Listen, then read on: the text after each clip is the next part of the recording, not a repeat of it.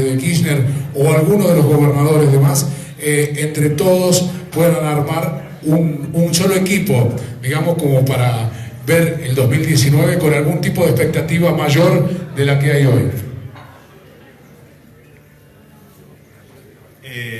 Bueno, a mí me parece que nosotros tenemos como oposición una responsabilidad histórica. El 70% de los argentinos hoy ya no cree más en Macri. El 70% de los argentinos no le cree, está decepcionado con el gobierno, está triste con las decisiones políticas, económicas que ha llevado, ¿no? Y no le cree a Macri cuando habla del presente, tampoco le cree cuando habla sobre el futuro. Así que yo creo que el rol histórico hoy de la oposición es construir una nueva esperanza, una nueva alternativa, ¿no? Un nuevo sueño emancipador. Se puede vivir de una manera distinta a la que nos ofrece hoy el presidente. El presidente nos pide que nos inmolemos en el altar de la deuda y de la ajuste. Y yo creo que hay otro camino que tenga que ver con la producción y el trabajo, con la dignidad de los argentinos. Y eso es lo que nosotros tenemos que construir. Para construir eso hay que tratar de hablarle a ese 70% de los argentinos que ya no le cree a Macri. Yo creo que además Macri tampoco nos habla a todos los argentinos. Le está hablando solamente a su núcleo duro de votantes. Lo que pasa es que gobierna para todos los argentinos y los efectos de su política los sentimos absolutamente todos. Y en ese marco de la posibilidad de hablarle a ese 70% de argentinos, ese universo del no a Macri, es un universo que es mucho más amplio que el universo de que cualquier fuerza política opositora o cualquier sector político opositor. Entonces, para mí es una condición necesaria, no suficiente, la posibilidad de construir el frente opositor lo más amplio posible que se pueda. Me gusta hablar de frente opositor, no solamente de unidad del peronismo. Me parece que hay que tener una mirada en ese sentido lo más amplia que sea posible, teniendo como límite político el actual oficialismo. No podrán ser los oficialistas parte de un frente opositor, cosa que resulta obvio, pero también teniendo a la vista un programa. Yo creo que hay que saber qué es lo que uno quiere hacer en el gobierno, hacia dónde quiere que vaya el gobierno en el caso de ganar las elecciones el 10 de diciembre del 2019. Creo que nosotros necesitamos reenamorar al pueblo argentino. No creo en que ganemos la elección por defecto. Algunos analistas dicen, bueno, como al gobierno le va a ir mal, a nosotros nos va a ir bien inmediatamente. No creo en eso. Yo creo que nosotros tenemos que reenamorar al pueblo argentino, trasladarle una propuesta, indicarle un camino de viabilidad. Hay vida después del Fondo Monetario Internacional, había vida antes y hay vida después del Fondo Monetario Internacional, y esa es la propuesta que tenemos que construir. ¿Con quién? Con todos los que quieran hacerlo.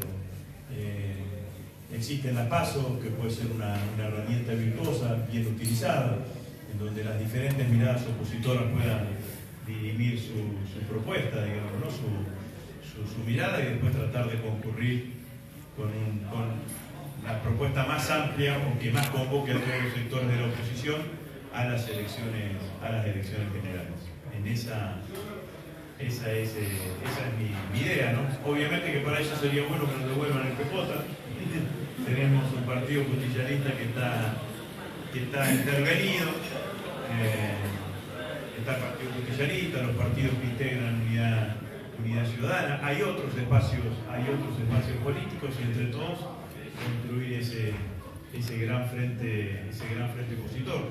La situación en que van a dejar la Argentina el 10 de diciembre del 2019 va a ser una situación difícil, de condicionamiento por el fondo, de condicionamiento de tipo fiscal. Y vamos a necesitar el esfuerzo de todos los argentinos para salir adelante. Ahora, la mirada tiene que ser una mirada al revés de la que propone el gobierno. La mirada tiene que estar puesta de abajo hacia arriba. El gobierno quiere resolver todo en base al ajuste, y nosotros queremos resolver todo en base al crecimiento económico.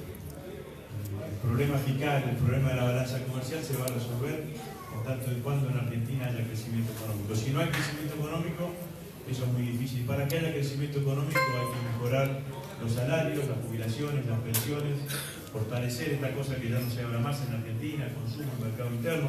Yo no creo que solamente se pueda crecer en base al consumo y al mercado interno. Ahora sí reconozco que el 75% del PBI de este país está explicado por el consumo y el mercado interno, y el gobierno lo ha aplanado absolutamente, y con estas políticas recesivas que está llevando adelante cada vez lo vamos a necesitar más. El 40% de la capacidad instalada en nuestra industria está ociosa. Leía un informe también que esa misma proporción aparece claramente en las pequeñas y medianas empresas.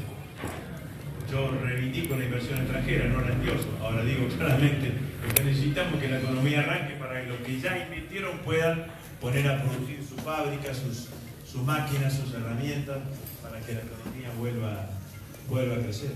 No se puede vivir en un país con una tasa de interés del 50%.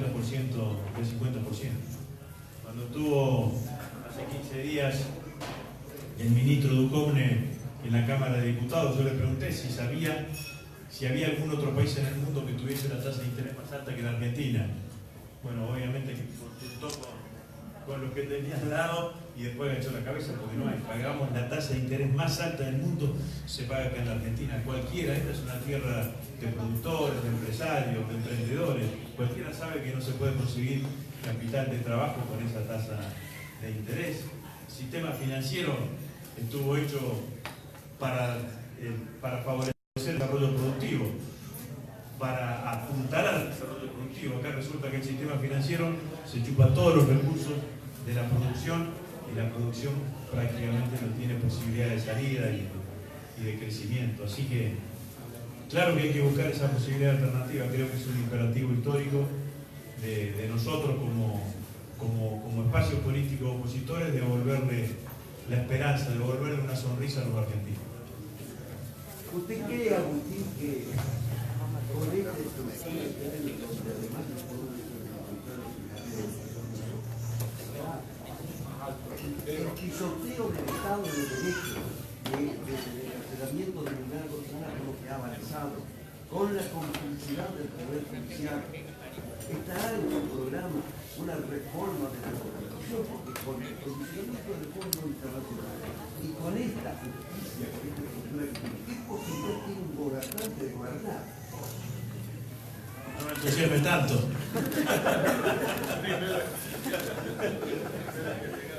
No, yo creo que los desafíos van a ser difíciles, pero la Argentina es un país que ha demostrado que ha salido de crisis económicas más fuertes, más intensas que esta, y los argentinos hemos podido salir adelante. Así que no tengo ninguna duda de la capacidad y la potencialidad del desarrollo de nuestro país. Hay que conjugar los esfuerzos detrás de un objetivo que tiene que ser el objetivo del crecimiento económico. Lo dije, lo voy a volver a repetir: hay que defender a quienes producen y quienes trabajan en Argentina. Así ha crecido este país. Merece un párrafo aparte del Poder Judicial. Está claro que hay un Poder Judicial que funciona en sintonía con el Poder Político y que funciona de ariete a la persecución judicial y política a los dirigentes políticos opositores, dirigentes sociales opositores. Claro que merece un capítulo aparte, y obviamente que siempre está presente la posibilidad de reformar una constitución. Pero lo que usted dice es cierto. Hoy este gobierno es un gobierno democrático porque fue elegido por los argentinos, pero el Estado de Derecho que tenemos no es un Estado de Derecho pleno, es un Estado de Derecho restringido. Y nosotros queremos vivir en una democracia con un Estado de Derecho pleno. En ese sentido, de hablar de una alianza mayoritaria. Y por un lado, el senador Pichetto dice que el punto es que hacía el hablando de cosas. Y un sector del mismo no republicano de ciudadanos. Por otro lado, tiene la alianza de Uruguay, que se habla con Massa, o Pichetto por otro lado. ¿Cómo van a responder todo eso? ¿Qué necesidad? Lo primero que quiero decir es que cuando uno habla de unidad, nosotros tenemos que tratar de unir al pueblo argentino, ¿no? Esto es, y mi mirada está puesta fundamentalmente en eso. para unir al pueblo argentino, que necesitamos primero que los argentinos nos escuchen. Porque usted no puede tratar de convocar a nadie a una epopeya si ese pueblo argentino no te escucha. Entonces nosotros tenemos que hablarle a esa cantidad de argentinos. Muchos no nos votaron en los años, en las elecciones anteriores. El 70% de los argentinos hoy son críticos a Macri. No voy a decir que el 70% de los argentinos son kirchneristas, no es así. Muchos no nos votaron en las elecciones anteriores y nosotros tenemos que tratar de compartir con ellos el futuro. De esto se trata. Tratar de transitar con ellos el camino del futuro. Digo esto porque es inevitable hablar de los dirigentes, pero también yo no quiero evitar hablar de la gente, digamos, ¿no? El pueblo argentino es al cual yo me tengo que tratar de dirigir, y al cual yo tengo que tratar de convocar, y al cual nosotros como espacio político tenemos que tratar de convocar y amalgamar. Entonces, esta es mi primera mirada. La segunda mirada, el que está pensando en la construcción de la unidad opositora sin Cristina, no está pensando en ganarle mal. Estará pensando en otra cosa, no sé, que ni le interesa.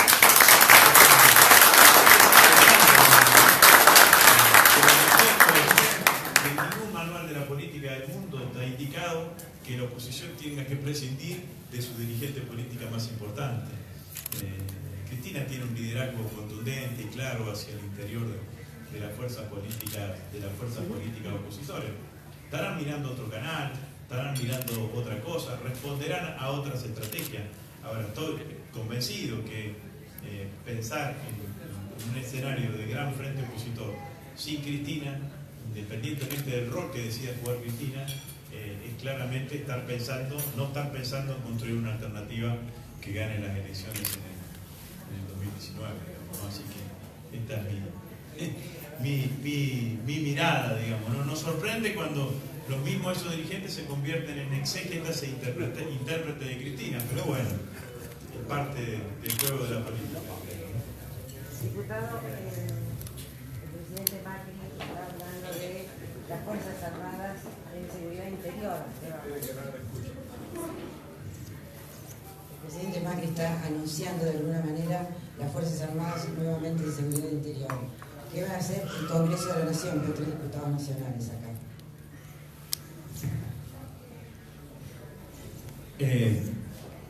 Lo primero que quiero decir es que cuando yo lo escuché al presidente Macri, sentí lo mismo que usted, y después lo escuché al ministro Aguad a bajarle el tono, digamos, no al anuncio del presidente. Me voy a referir a lo que dijo el presidente. Si quieren involucrar a las Fuerzas Armadas en cuestiones de seguridad interior, no alcanza con modificar un decreto, tiene que modificar 3 leyes: la ley de defensa, la ley de seguridad interior y la ley de inteligencia. En esas 3 leyes está palmariamente establecido, claramente establecido, que las tareas de seguridad interior y de defensa están absolutamente diferenciadas y está taxativamente prohibido a las Fuerzas Armadas involucrarse en tareas de seguridad interior. Seguridad interior incumbe la criminalidad común y la criminalidad organizada. La criminalidad organizada es el narcotráfico, o sea que la tarea del narcotráfico es una tarea de seguridad interior. Punto y seguido. Segundo punto. El gobierno ha dejado trascender que con modificar el decreto reglamentario de la ley de defensa, que es un decreto del año 2006, firmado por Néstor Kirchner y por Rita Garré, se podría habilitar que las Fuerzas Armadas participen en cuestiones de seguridad interior. Mentira, no es así. Porque los decretos reglamentarios lo que hacen es reglamentan la ley. En la ley está taxativamente prohibido que las Fuerzas Armadas actúen en seguridad. Tercer punto. En los países en donde esto sucedió, que involucraron a las Fuerzas Armadas en cuestiones de seguridad interior, la experiencia fue negativa. Lo único que hicieron fue viralizar la violencia, espiralizarla y aumentar la cantidad de víctimas inocentes.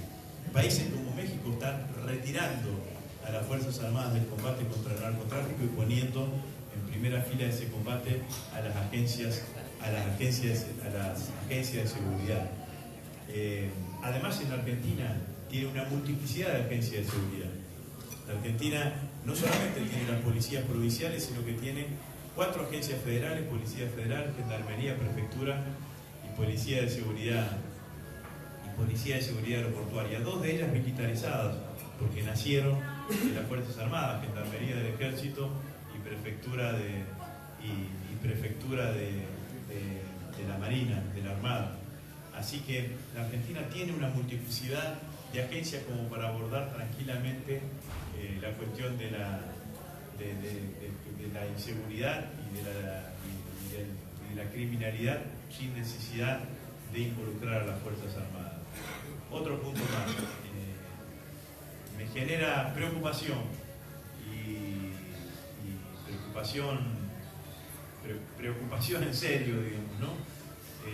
Que se esté hablando de involucrar las Fuerzas Armadas en tareas de seguridad interior en el momento en donde todos sabemos que las tensiones sociales van a recrudecer en la Argentina producto de la aplicación del plan económico. Así que eso también me genera preocupación. Quinto sexto punto, después lo escuché al ministro, o me llegaron informaciones del ministro que le bajó el perfil al anuncio, pero bueno, estoy contestando sobre el anuncio del presidente. La posición de nuestro bloque es, para decirla con claridad, si van a involucrar a las Fuerzas Armadas en cuestiones de seguridad interior, o como en el combate contra el narcotráfico, no alcanza con modificar el decreto reglamentario, tienen que modificar la ley y anímense a dar el debate en el Congreso de la Nación si quieren hacerlo.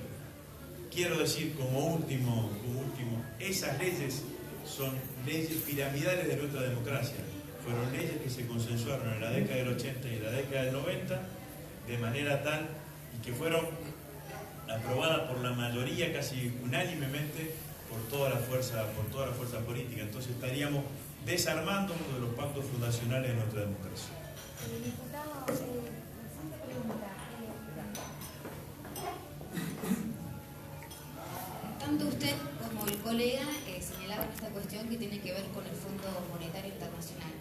Un diario nacional rezaba justamente hoy que existía la posibilidad de la apertura de una oficina del fondo aquí en la Argentina, para monitorear el crédito stand-by que se le dio al país. ¿Qué opinión le merece y si cree que la apertura, en caso de concretarse la apertura de dicha oficina, significaría una sumisión al Fondo Monetario Internacional? Bueno, como dice usted, sería un hecho más de su visión al Fondo Monetario Internacional. Está claro que hoy la política económica de nuestro país no la define el presidente Macri, ni el ministro Duhovne, ni el presidente del Banco Central, la define el Fondo Monetario Internacional. Es el fondo que indica cuáles son los objetivos y es el fondo que indica cuáles son los caminos, ¿no? 300.000 millones de pesos tienen que ajustar durante el año que viene, más de 8.000 y pico serán acá en la provincia de Córdoba, lo que tiene que ajustar el gobierno de la provincia de Córdoba. A mí me parece que ya hace tiempo que el gobierno tenía decidido ese camino. Se lo dije al ministro Duhovne cuando estuvo en la Cámara de Diputados. Le dije que cuando él había invitado a almorzar en su casa, aquí en un baldío, en Buenos Aires, a la señora Lagarde en marzo, ahí se había empezado a negociar el regreso al Fondo Monetario Internacional. Es el peor de los mundos. El presidente, el ministro nos quieren decir que eso es una consideración para los argentinos. El regreso al fondo es el peor de los mundos. Argentina pasa a ser el país que más le debe al Fondo Monetario Internacional ante la Ucrania, que le debía 6.700 millones de dólares. Créditos stand-by solamente tienen 4 países: Kenia, Irak, Jamaica y Argentina. Hubiese sido un lindo grupo para el Mundial, por ahí llegamos más lejos, digamos. Son los 4 países que tienen crédito stand-by. Ningún país en el mundo que haya tenido crédito de esta característica con el fondo puede mostrar resultados positivos, y va a ser muy doloroso, y obviamente que la presencia con oficina o sin oficina del Fondo Monetario Internacional va a ser omnipresente en la economía argentina. Seguramente el gobierno no va a cumplir los primeros objetivos, que le ponga el fondo, pero va a escuchar usted de vuelta una palabrita de los 90, que era el waiver, van a pedir un perdón para que el fondo le siga avanzando, y así sucesivamente, ¿no? Creo que es así, ¿no? La verdad que esto es lo que está pasando.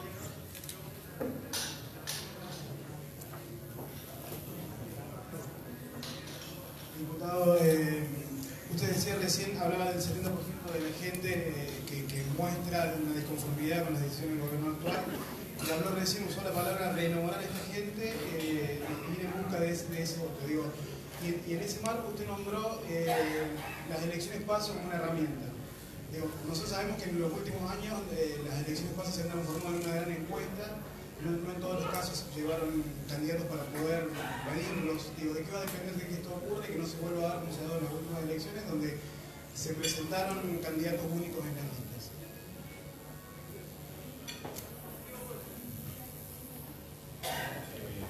Bueno, no puedo asegurar que no vuelva a suceder, ¿no? Esto dependerá de una cantidad de circunstancias. Y digo que es una herramienta, y que esa herramienta se puede ser utilizada virtuosamente. Yo tengo mi experiencia en Santa Fe. Nosotros tenemos pasos desde el año 2007, pasos provinciales antes de las nacionales, ¿no? Y me tocó vivir distintas experiencias, ¿no? Experiencias de listas en donde gané las pasos y después no me acompañaron como yo creía que me tenían que acompañar. Experiencias en donde gané las pasos como la última y trabajamos todos juntos para una elección general y no fue muy bien. Experiencia que perdí las pasos y trabajé para el que ganó, experiencia de lista única. No podría decir. Y lo que digo es que me parece que a la unidad ponerle el corsé de la lista única parecía ser muy arriesgado, habida cuenta de que venimos de experiencias políticas distintas en los últimos años. Entonces digo, flexibilicémosla a la unidad y entonces encuentro en este camino de las pasos una posibilidad, pero bueno, nosotros somos un sector y yo soy yo, digamos, ¿no? Y dependerá de otra cantidad de sectores, ¿no? Pero sí, yo lo veo que hay una posibilidad, sí. Veo que existe una posibilidad, como también existe la posibilidad de que la oposición vaya unida tiene el mismo porcentaje de posibilidad de que la posibilidad de que la oposición vaya dividida. Para decírselo más o menos en esos términos, no dependerá de nosotros. Bueno, recién el colega suyo preguntaba qué pasaba con Cristina. Bueno, le contesté, digo, obviamente que si impugnan a Cristina el kirchnerismo, nosotros no vamos a estar, ¿no? Y estarán en otro lado. Bueno, esto es así, pero también pienso que en otros momentos, no hace muchos años, también estuvimos todos juntos. Entonces, esto se puede ser una posibilidad, y si no, habrá que adecuarse, digamos. Sí, obviamente que el escenario electoral es distinto si hay una oposición que si hay dos oposiciones. Si hay dos oposiciones, lo que usted dice de las PASO puede ser, en las PASO terminás en una elección de 3 vueltas, la PASO termina de alguna manera siendo una encuesta para quien es una oposición con mayor posibilidad.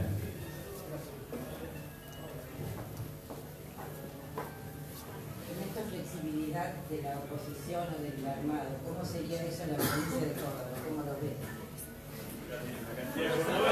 ¿Cómo lo ven? La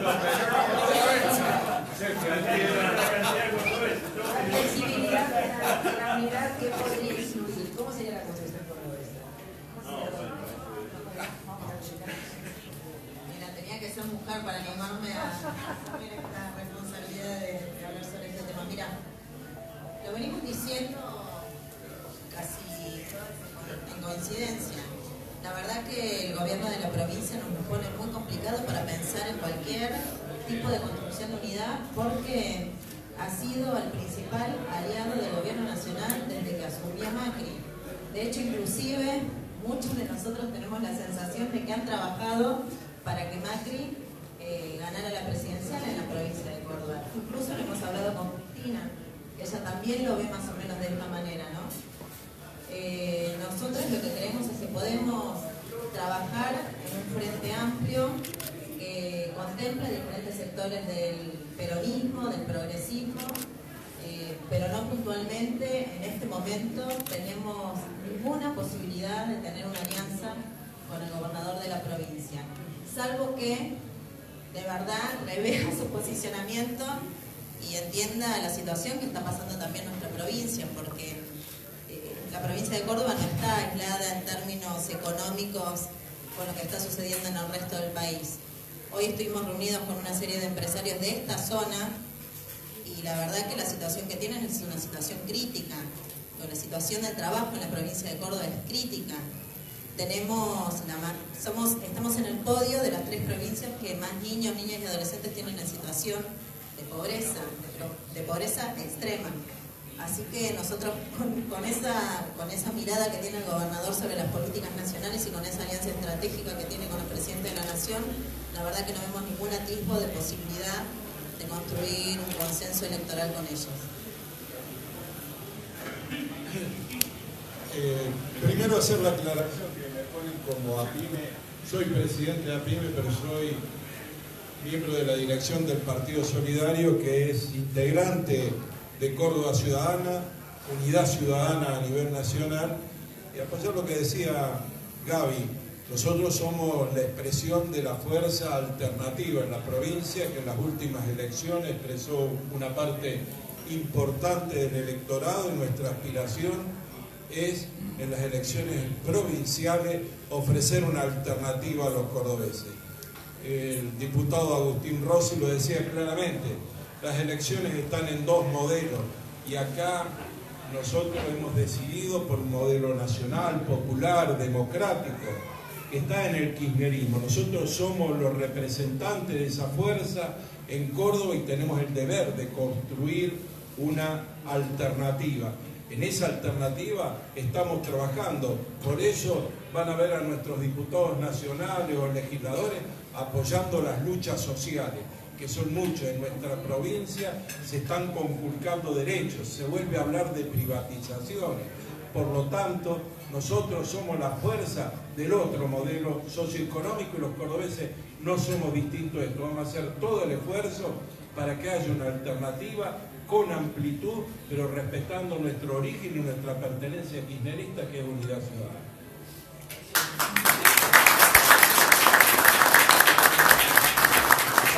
Para completar y traerlo al marco local, esto es tan claro y tan evidente que por eso nosotros planteamos claramente que la curiosidad mayor que tienen las elecciones de Marco Juárez es que el oficialismo vaya con 2 listas. Para nosotros, Unión por Córdoba y Cambiemos es el mismo modelo, es la misma visión de un modelo para ciudad y es el resultado de una alianza política a nivel nacional entre Schiaretti y Macri que se resuelve de una manera muy pragmática. Es decir, tal vez regalen la elección de Marco Juárez a cambio de que no le cascoteen el rancho el año que viene en la de gobernador.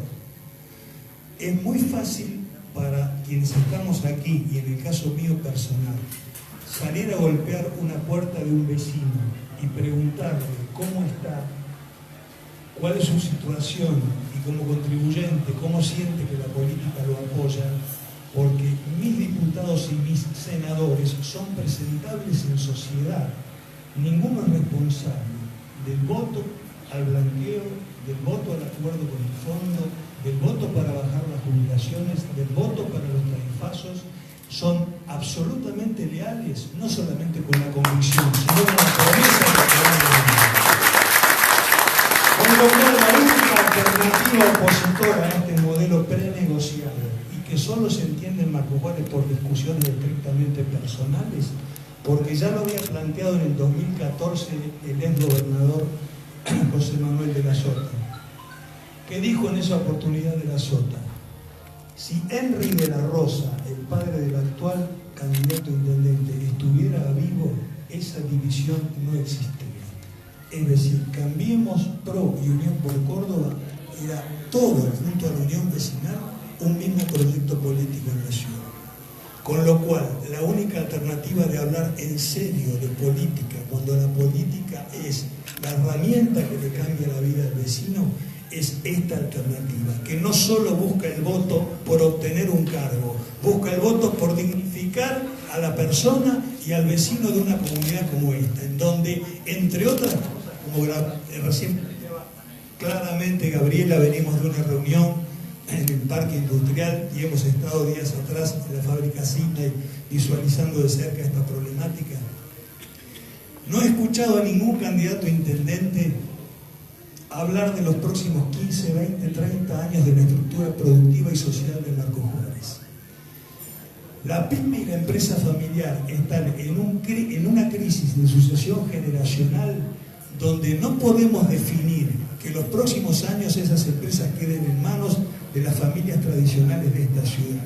Con lo cual los capitales que compren estas acciones seguramente van a ser los capitales de oportunidad, que son los ministros del equipo del mejor equipo de los últimos 50 años, que han estado sobrevolando de manera carroñera toda esta situación de la pampa húmeda, viendo dónde aparece la oportunidad de negocios. Vamos a perder pertenencia de los trabajadores a las empresas de familia, familias que van a tener un proyecto ya no conducido por ellas, sino grupos económicos que van a comprar el paquete accionario. Y yo les digo, para cualquier trabajador, no es lo mismo pedirle permiso porque tiene su hijo enfermo en Córdoba 2 días para ir a cuidarlo a una empresa de familia local que pedírsela a New Holland, John Deere o la que sea. Y esto es un cambio radical en la cultura productiva y social de comunidades como la nuestra. Y mucho más, vienen por la división de la tierra, de las mejores hectáreas que tiene la pampa húmeda productiva del país. Ese sobrevuelo es de mediano y largo plazo, porque este sector de la economía concentrada no piensa para los 4 años de gestión, piensa para los próximos 10, 15, aunque ellos ni siquiera sean herederos de este beneficio. Con lo cual la pregunta de Marisa tiene un correlato en por qué nosotros tenemos como espacio político históricamente convencidos de que la convicción tiene que estar en una plataforma política, tener que estar presente en este momento, a pesar de todo, y en un momento donde la Argentina más que nunca necesita el compromiso militante de todos sus ciudadanos. Gracias.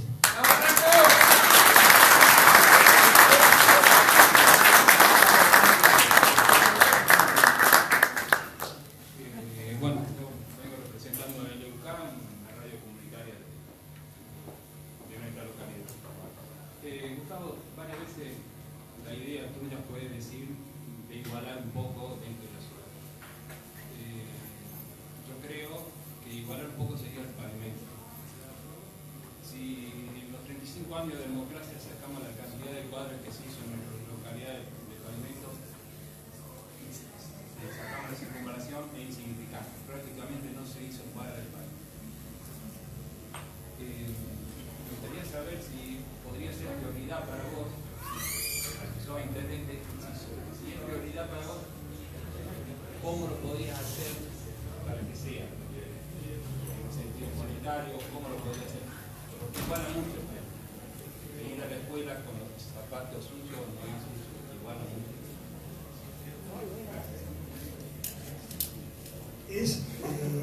La obra pública, en nuestro entender, es un eje prioritario de definición política.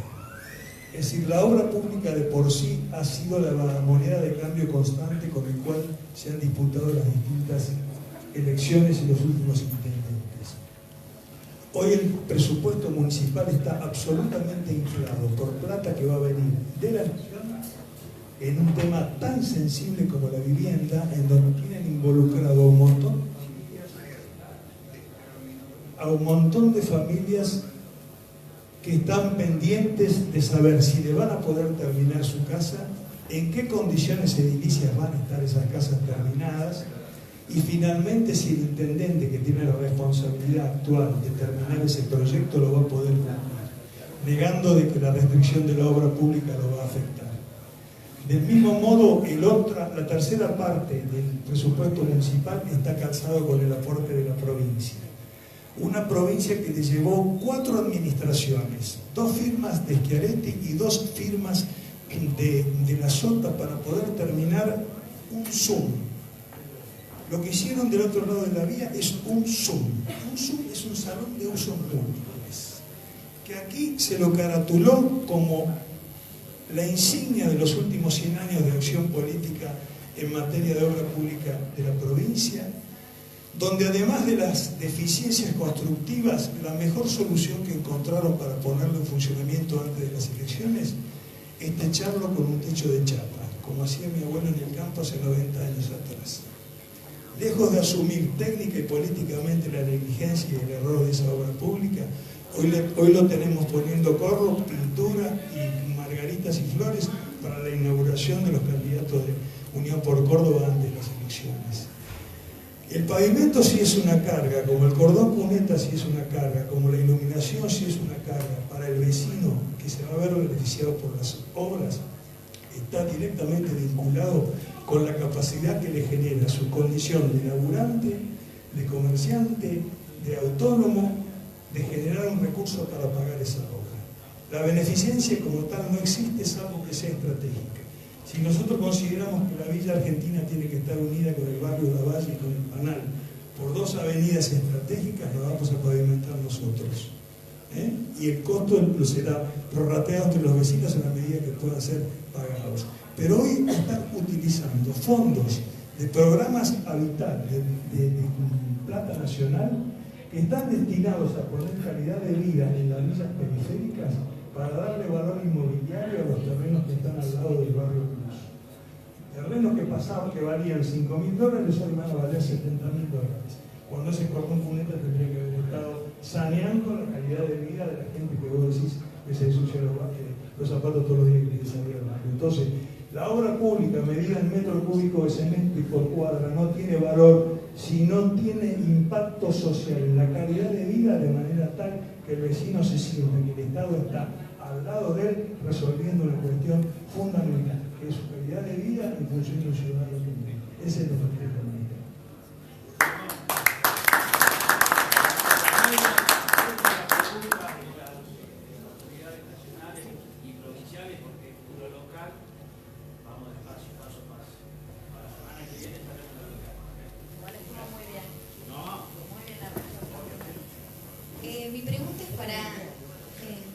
Mi pregunta es para el legislador Martín Fresneda. El diputado Rossi hacía referencia al recorte que se le va a aplicar a la provincia de Córdoba. ¿Cómo le suena a usted? ¿Qué opina? ¿Qué le despierta?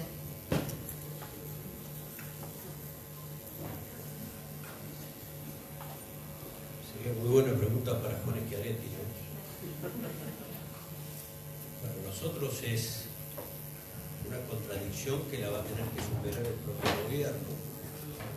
Me despierta la pregunta de cómo van a rever el nuevo consenso fiscal en el marco de la discusión del presupuesto, porque en definitiva el incumplimiento a lo que van a llevar en cuanto a las previsiones de las políticas de Estado, recortar semejante cantidad de recursos, obviamente a la provincia le va a significar no terminar un montón de compromisos de obra pública, pero también va a significar un ajuste en el bolsillo de los trabajadores.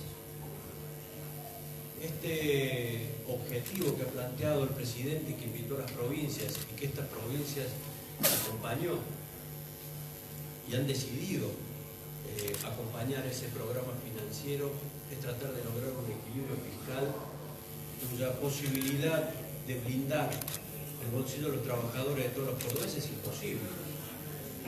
Por lo tanto, yo observo que hay un doble estándar por parte de las políticas provinciales en relación a las políticas nacionales. No vamos a acompañar las consecuencias de la aplicación del Fondo Monetario Internacional, pero vamos a acompañar las modificaciones a las estructuras del Estado, dígase equilibrio fiscal o bajar el gasto público. Bajar el gasto público, todos sabemos muy bien hacia dónde va. Por lo tanto, la sensación es una sensación previsible. Lo dijo claramente Agustín. El ajuste va a llegar a todo y cada uno de los bolsillos de todos los trabajadores y todas las empresas y toda la economía general de Córdoba. El gobierno provincial está convencido que con el superávit fiscal que tiene la provincia puede resolver, al menos hasta que se inicie la campaña nacional, su situación de obras y la campaña provincial. Yo lo que creo es que, sin lugar a duda, la provincia va a estar en una situación idéntica que la nación, va a estar en una situación con el ajuste muy complicada porque el nivel de deuda pública al cual accedió la provincia para resolver los problemas también está dolarizada. Entonces, verdaderamente creo que la provincia, nosotros de un lugar de oposición lo venimos marcando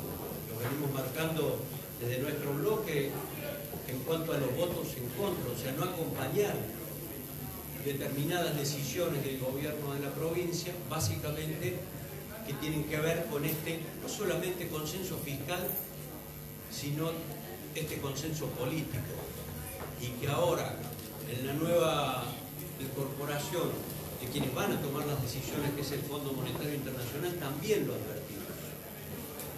Ahora, en relación a la posibilidad de encontrar un límite, porque la pregunta es quién pone límite a esta decisión. Claramente yo suscribo con lo que dijo el compañero Agustín Rossi. A ver, si no construimos unidad, y no lo digo en particular con el gobierno de la provincia de Córdoba, si no construimos unidad, es muy difícil que podamos construir una alternativa que le ponga límite al gobierno Mauricio Macri. Por eso, yo creo que todos debemos hacer una convocatoria de unidad al pueblo cordobés para discutir un programa para Córdoba. Un programa que sea el programa que defina cuál es el futuro de todos los cordobeses. Yo no sé si todos estamos absolutamente conscientes y si todos los cordobeses saben cuál va a ser la dimensión, porque muchos hablamos de los 90, pero hay toda una nueva generación que no sabe qué nos pasó en los 90. Y que por ahí somos responsables nosotros de poder informar y de poder transmitir cuáles pueden llegar a ser las consecuencias en el cotidiano de la vida de todos los cordobeses, de las decisiones que este gobierno provincial también acompañó, y que nosotros definitivamente tenemos que vertebrar una alternativa, tenemos que llamar a la unidad. Córdoba no está aislada de lo que está pasando en lo nacional. En consecuencia, todas las fuerzas políticas que estén dispuestas a formar parte de un frente opositor al gobierno de Mauricio Macri, debemos discutir un programa. Y les aseguro que en ese programa no va a estar ni el consenso de Washington ni el nuevo consenso que quieren incorporar con el Fondo Monetario Internacional. Mi sensación es sensación de frustración, mi sensación es una sensación de retroceso, mi sensación es una sensación de que el peronismo cordobés no está comprendiendo cuáles son las necesidades del pueblo.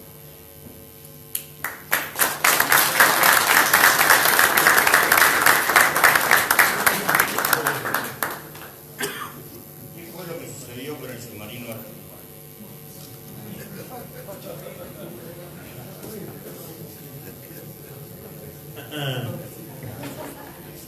Bueno, le doy mis certezas y las dudas que tengo, digamos, ¿no?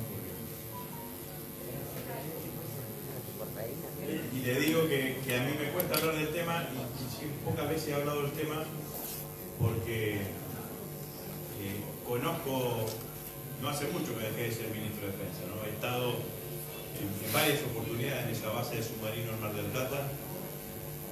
Los submarinistas son un cuerpo especial, porque todos los marinos navegan, pero actualmente algunos se sumergen. Y tienen un espíritu de cuerpo muy fuerte. En el año 2014, cuando yo era ministro de Defensa, logramos tener 3 submarinos funcionando: el Salta, el Ara Salta, el Ara San Juan y el Ara Santa Cruz, lo cual era un motivo enorme de alegría que tenían ellos mismos, digamos, ¿no? 2014. Y sé de la rigurosidad con la cual trabajaban. El Ara Salta, por ejemplo, lo repararon ellos en esa base submarina. Así que yo lo que descarto es que el submarino no haya salido en buenas condiciones. submarino salió en buenas condiciones, porque nadie manda a la muerte a sus camaradas. Eso es imposible que exista. Yo conozco la rigurosidad con la cual trabajan ellos, digamos, ¿no?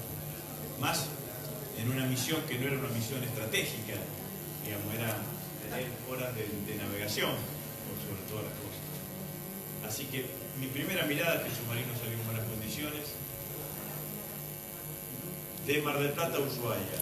Ahí seguro que le aparecieron una cantidad de fallas. Digo, pero eso es natural en cualquier embarcación. Para que tú tengas una idea, la fragata Libertad sale a navegar 6 meses y está 4 de reparaciones posteriores, digamos, ¿no? Porque te navegan en un ambiente agresivo. Bueno, lo que yo no sé, y eso tampoco lo respondió el ministro Aguad cuando estuvo en la comisión bicameral que tenemos integrada en el submarino, en la Cámara, en el Congreso de la Nación, cómo salió de Ushuaia de vuelta a Mar del Plata. En Mar del Plata, Ushuaia, de 1 a 5 estaba calificado 4,5, 4,6 la altitud, o sea que estaba en perfectas condiciones. Eso no lo sé. El ministro dijo que no le hicieron esa evaluación allí en Ushuaia, que no correspondía hacerla por protocolo.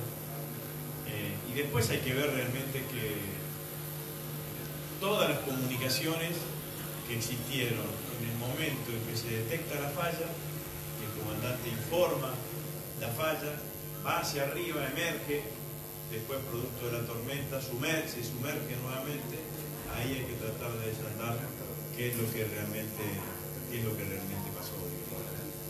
Punto y aparte, digamos, ¿no? La gestión de la crisis, en el momento de la crisis, lo que está pasando ahora es absolutamente criticable. En la crisis aparecían 2 o 3 voces, 2 voces dentro de la Armada, una voz en el edificio Libertad, otra voz en Mar del Plata. Aparecía la voz del ministerio disociada con esas 2 voces.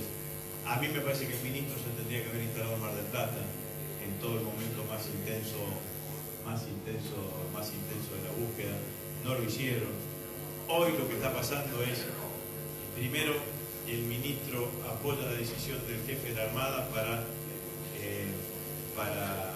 pasar al retiro al jefe de la agrupación de submarino y al jefe del COA, que es el que mantiene todo el alistamiento de todas las fuerzas. Después se pasa al retiro al jefe de la Armada. Hoy lo ha visto usted el fin de semana, un cruce que inclusive se llevó en la justicia entre López Maceo y Schur. Y bueno, y un capítulo aparte merece la falta de sensibilidad y de compromiso con los familiares de los 44. ¿No? La verdad que eso nos duele absolutamente a todos. Ver reclamándolos atados en la Plaza de Mayo, a la intemperie, aparte de sus 44 familias, es un dolor enorme, ¿no? Así que yo creo que en eso, en la relación con los familiares, en la administración de la crisis, la actuación fue absolutamente totalmente criticable por parte de Quería aprovechar, ya que está aquí Horacio Viqueira, usted está trabajando con un colectivo de gente que está con muchos problemas con el tema de las facturas. Marco Juárez está atravesando por estas horas el momento en el que están llegando las facturas de gas y bueno, los montos van de 5.000 o 6.000 pesos en algunos casos, en los más extremos. Y en diálogo con el defensor del pueblo, bueno, nos explicaba que para todo lo que tenga que ver con el tema amparos y demás está un poco complicado porque la Corte, después de los amparos que se presentaron el año pasado, ya le dio un poco la derecha a las empresas y esto un poco está consensuado y este es el aumento consensuado y que estaría sujeto a derecho. Ustedes vienen trabajando con este colectivo de usuarios, de hecho tienen este trabajo en redes sociales y demás. ¿Cuál es el mensaje para la gente de Marco Juárez que ha recibido estas facturas? ¿Tienen la posibilidad de reclamar? ¿No está la posibilidad de reclamar? Bueno, en primer lugar, está claro que la decisión del gobierno es privilegiar privilegiar a 3 o 4 grandes grupos económicos. Uno de ellos son las energéticas, donde además está, digamos, el interés casi particular del presidente Macri a través de Caputo. Este es el tema central, es una brutal transferencia de recursos económicos a los grupos concentrados que manejan el gas y la electricidad en Argentina. Sería una historia larga contar todo lo que hemos estado planteando, pero lo concreto es que en ese momento, como vos dijiste, la Corte, ante los planteos en distintos lugares del país que se han formulado por parte de los usuarios, ha delegado lo que es la justicia contencioso administrativa la decisión de los planteos que se han formulado oportunamente. Es decir, que todavía la justicia, o sea, la Corte no se ha vuelto a expedir después de aquel famoso caso Cepis, y lo concreto es que esa decisión judicial de la Corte no está siendo cumplida por el Energas o en su caso por el Ministerio de Energía con respecto a la tarifa eléctrica. Es decir, están incumpliendo algo elemental, que las tarifas tienen que ser accesibles, que los precios tienen que ser razonables, que la ganancia de las empresas deben ser razonables. Eso está planteado en la ley y está planteado en lo que decía recién el fallo Cepis. Con respecto a las facturas que llegan en este momento, lo que más nos ha llamado la atención, y seguramente pasa aquí también en Marco Juárez, es que la empresa Ecogas, creo que Ecogas también la que cubre el servicio aquí, pero en un caso de cooperativas, ha hecho una lectura estimada, es decir, que el consumo no es sobre la base de una lectura real, sino que ha hecho una estimación. Desconocemos cuáles son las razones, pero esto es totalmente contrario a la ley. La ley establece que el consumo debe ser medido por parte de las empresas, y si no, tiene que haber una resolución especial del Energas. Entonces nosotros estamos trabajando en este momento justamente en Córdoba para impugnar, pedir la nulidad de esas facturaciones por no haberse hecho correctamente sobre la base de los consumos reales. Han tomado un consumo estimado el año pasado y le han aplicado el brutal tarifazo del 100%. Y tenemos como resultado esta factura de 3.000, 4.000, 10.000 pesos. Lo otro que ha ocurrido es que la llamada tarifa social, esto es importante por ahí para plantear a los compañeros, está absolutamente distorsionada. Yo escucho a alguna gente de Cambiemos que dice, no, bueno, para los pobres, entre comillas, tenemos la tarifa social. Es una brutal mentira, de tantas mentiras que hay. Porque lo que han hecho en la última resolución es ponerle un tope, que en realidad es muy bajo de consumo, para aquellas personas que se ven beneficiadas con la tarifa social. En el caso de la temporada, digamos, en verano, es 15 metros cúbicos el máximo que puede consumir, por encima de eso se cobra. Y en el invierno el tope está alrededor de los 80 metros. Entonces, si una persona consume 300 metros cúbicos de gas, esa diferencia la tiene que pagar. Entonces, hemos visto personas que son jubiladas y que le han llegado tarifas de 4.000, 5.000 pesos, por esta razón que te acabo de explicar. Y el último punto, que es un tema que también demandaría más tiempo de expresar, el Energas le aceptó reprogramar, en el caso puntual de Ecogas, pero seguramente lo ha hecho con otras empresas, entre comillas, reprogramar las inversiones. Ustedes saben que gran parte de todo este verso de aumento de tarifas tenía que ver con la inversión que iban a hacer las empresas. Cuando en realidad, vemos en el caso de Córdoba, la inversión la hace la provincia, o en su caso, en muchos casos, la municipalidad. O sea, lo hacemos directamente los usuarios. Pero además los usuarios pagamos a través de la tarifa un porcentaje para la inversión. Como estos señores pidieron la reprogramación fundándose en que el Estado no les había cumplido con cierta cuestión, el Energas se lo aceptó y le dijo, bueno, pero tienen que devolverle a los usuarios todo lo que les han estado cobrando en este último periodo en concepto de inversión.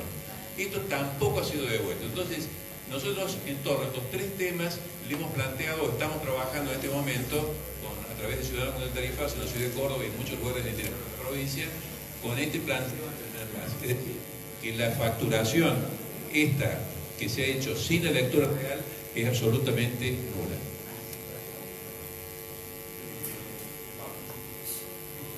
Pablo, van a tener que votar ahora los presupuestos del Gobierno Nacional en la Cámara de Diputados. Yo quisiera saber, se está hablando siempre de que va a haber ajuste a las provincias, yo quisiera saber hasta dónde vos crees que la provincia lo va a aceptar y hasta dónde vos, tu voto va a aceptar la reforma.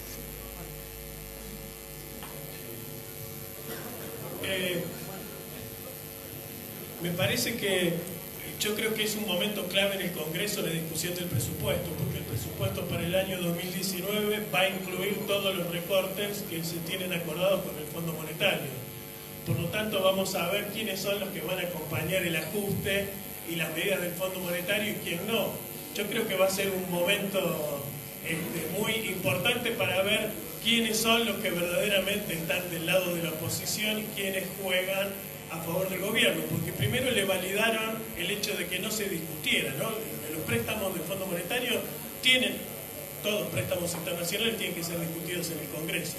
Esto no se hicieron, nosotros presentamos un proyecto, no logramos quórum para que se discutiera, pero se va a discutir en el presupuesto, me parece que va a ser clave. Por supuesto que nosotros no vamos a avalar ni acompañar ninguno de los recortes que están previstos. Hay que ver qué es lo que van a pasar con los diputados de Unión por Córdoba, porque efectivamente vienen recortes para la provincia. Y se va a poner en cuestión eso que nosotros discutimos en campaña. Y en campaña Unión por Córdoba decía que iban a defender Córdoba, pero nunca quedó claro qué significaba defender Córdoba, porque si defender Córdoba no es defender a los jubilados, el 80% de los jubilados cordobeses son jubilados nacionales, a los cuales se les recortaron la jubilación. Si los trabajadores se quedan sin trabajo, si las pymes cierran, en Córdoba la situación es muy crítica desde el punto de vista económico, un recorte de 8.000 millones va a ser muy duro en términos educativos y de salud, diría yo, en primer lugar. Así que vamos a ver, vamos a mirar con atención quiénes son los que acompañan ese presupuesto y quiénes no, y cuáles son los temas que se discuten allí.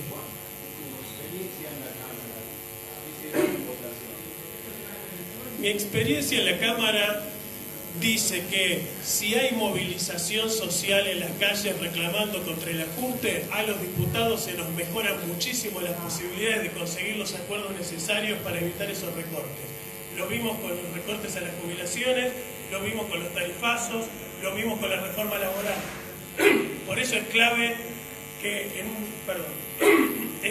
un momento en que el gobierno trabaja desde posiciones de antipolítica, que para muchos argentinos piensan al final es más de lo mismo, que la situación es importante, que el Congreso discuta los temas que reclame la calle, que la ciudadanía se movilice en la calle. Si eso ocurre, creo que nosotros vamos a poder parar el ajuste.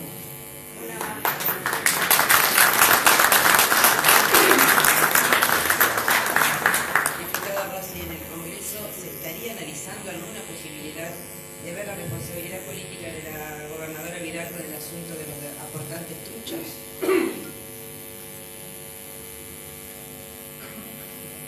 Bueno, hasta ahora la cuestión está siendo analizada en la legislatura de la provincia de Buenos Aires. Hay dos diputados de nuestro bloque, dos senadores, la senadora Teresa García y el senador Traverso, que han llevado denuncias a la justicia, ¿no? Lo que nosotros hemos presentado, y Máximo Kirchner ha presentado un proyecto de ley para prohibir los aportes privados directamente, que no haya aportes privados en las campañas y que el Estado Nacional, que hasta ahora financia solamente los espacios radiales y televisivos, también financia algunas otras, como por ejemplo las cuestiones en las redes y demás, ¿no? Porque hasta ahora el tema de la publicidad en las redes no está controlado en ese sentido. Y el gobierno está parado en la posición absolutamente contraria, digamos, ¿no? Una posición de habilitar más aportes, inclusive lo que nosotros habíamos frenado en lo que habíamos eliminado en la modificación que hicimos en el 2009, es el aporte de las empresas jurídicas, de las personas jurídicas. Las personas jurídicas, para nosotros que estén habilitadas a aportar, es lo que hace mucho más difícil después el control.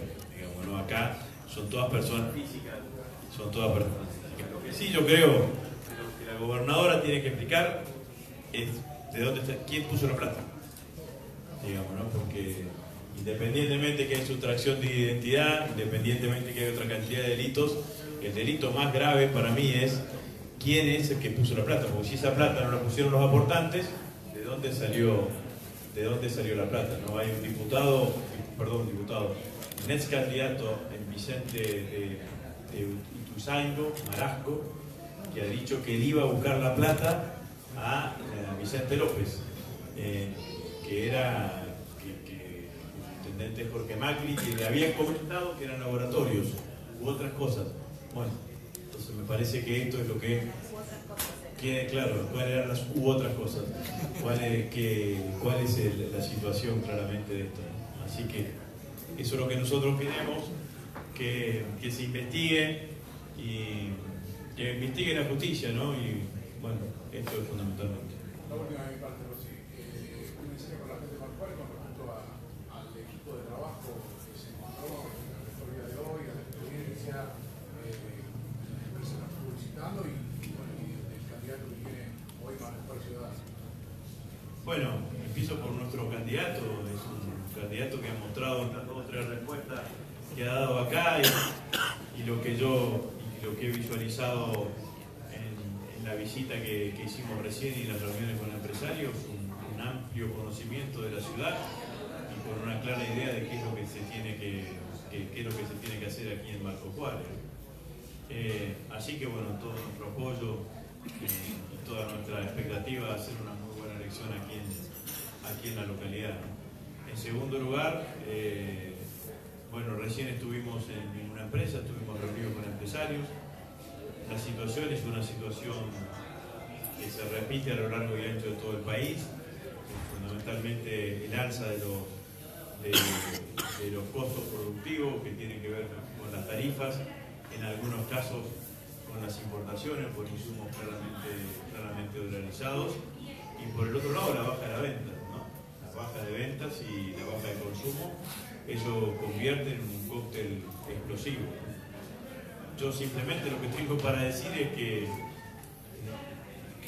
lo que dijo el presidente Macri en su última conferencia de prensa, cuando cambió, lo peor ya pasó, lo mejor está por venir, es exactamente al revés, lo peor está por venir. El ajuste del Fondo Monetario, del Plan Económico del Fondo Monetario Internacional, lo vamos a sentir con mucho más dureza este segundo semestre del año y el primer semestre del año que viene, seguramente, porque ahí se van a ver los efectos más claros del ajuste, que lo va a sentir la totalidad de la población, pero como siempre, los sectores populares, los sectores más vulnerables, los que menos defensa tienen, los que menos de espalda tienen, son los que más lo van a sentir, ¿no? Así que yo siento que todavía la cara más cruel del ajuste no la estamos viendo, ¿no? Yo recién comentaba, bueno, me parece que en la charla, no sé si lo dije al principio, ¿no?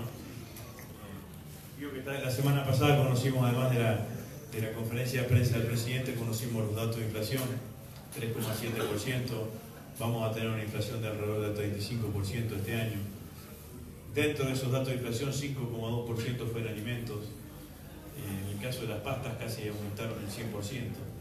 Y 5,4% en transporte, por lo tanto la canasta, el impacto en los sectores populares siempre es mucho más alto que ese 3,7%. Pero a mí, si esos datos me preocuparon, me terminaron de alarmar un dato que vi en mi ciudad, en Rosario, ¿no? En Rosario, en el Centro de Estudios Raúl Escalabrini Ortiz, que viene midiendo hace bastante tiempo indicadores sociales, dio una desocupación para este segundo trimestre del 13,3%. Y usted sabe que en la Argentina estadísticamente hay 5 ciudades que preanuncian la crisis o que los efectos de la crisis llegan antes, que son Rosario, Bariloche, Comodoro Rivadavia, Mar del Plata y Concordia. Estas ciudades tienen una característica, son ciudades bastante pobladas, tienen bolsones de pobreza por diferentes motivos, pero sobre todo lo que les unifica es que no son capitales de sus propias provincias. Y lo que al no ser capital de su provincia hace insignificante el peso del empleo estatal. Cuando el empleo estatal es muy bajo, en la época de crisis te quedas sin algo que amortigua. Por ejemplo, porque con el empleo estatal, en las crisis, en la recesión económica, el empleo estatal, por más que van a tener salarios más bajos, se mantiene. En Rosario, la explicación del empleo casi mayoritariamente más del 90% del empleo es empleo privado. Entonces, ese índice de desocupación, más un 8% creo de subocupación, le da más o menos que un cuarto de la población económicamente activa de la ciudad de Rosario tiene problemas de empleo, lo cual me parece que es muy grave, digamos, ¿no? Así que, bueno, agradecerles a... Sí. Al principio de la conferencia, tanto el colega como usted hablaban de esta cuestión de la convivencia o funcionalidad del gobierno con la justicia. ¿Qué pasaba en 2 años de gobierno? Pasaba que los dirigentes políticos opositores no eran perseguidos, que los dirigentes sindicales opositores no eran perseguidos, que los periodistas opositores podían hablar y decir lo que quisieran en sus diarios, en sus radios, en sus canales de televisión. Nada de eso es lo que está pasando hoy en la Argentina. Dirigente político opositor es susceptible de que te metan una denuncia para que vos tengas claro, digamos, para que todos tengamos claro. La Argentina, este gobierno, entre otras cosas, tiene desmadrados los servicios de inteligencia. Responden a 4 o 5 cabezas. Un grupo de servicios de inteligencia te arman una denuncia, que en general los informes de inteligencia son informes en donde es una suma de hechos conjeturales que inducen a una determinada conclusión, pero no hay ninguna información precisa ni ninguna información certera. Te la agarra algún denunciador de estos creativos, te meten una denuncia, el juez te procesa y te pide la prisión preventiva, como es el abuso de las prisiones preventivas hoy en la Argentina, y podés terminar en el lapso de 60 días preso. Entonces, esto no pasaba en la Argentina, la Argentina de Néstor y Cristina. Los dirigentes políticos, nosotros debatíamos con los dirigentes políticos, teníamos diferencia. Cuando teníamos un periodista crítico, interpelábamos a ese periodista. Ahora no lo perseguíamos y no lo poníamos personal. Esa es la diferencia. Bueno, muchas gracias.